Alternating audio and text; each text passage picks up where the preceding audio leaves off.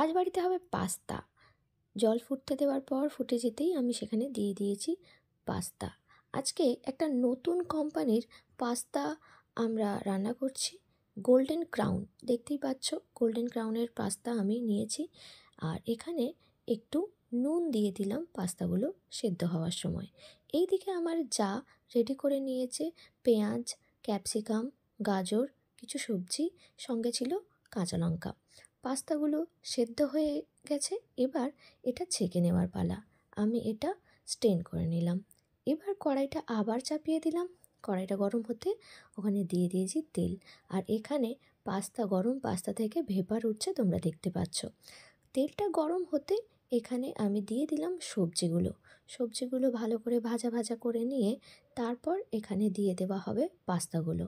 আমি এখানে সবজিগুলো একটু ভাজা ভাজা করে নিচ্ছি। দেখো, আমাদের তো জানোই কোনো কাজ আমরা একা করি না। তো এখানে আমার যা পাস্তাটা রান্না করতে শুরু করে দিয়েছে।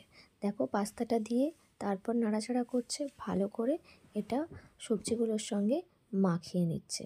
সবজিগুলোর সঙ্গে প্রায় ভাজা ভাজা হয়ে গেছে। আমরা এখানে গোল্ডেন ক্রাউনের সস ইউজ করেছি, টমেটো কেচাপ। গোল্ডেন ক্রাউনের বেশ কিছু জিনিস খুব ভালো পাওয়া যায়, আমি তোমাদেরকে রিভিউ দেবো পরে। দেখো, এখানে সসটা দেওয়ার পরে দিদি ভালো করে আবার সসটাও দিয়ে এটা নাড়াচাড়া করে নিচ্ছে।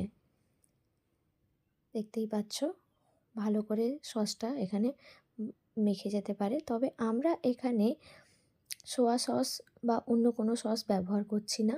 আর লাস্টে দেওয়া হচ্ছে ম্যাগি মশলা। ম্যাগি মশলা দিলেই পাস্তা, ম্যাগি বা চাউমিনের টেস্ট যেন অন্যরকম বদলে যায়।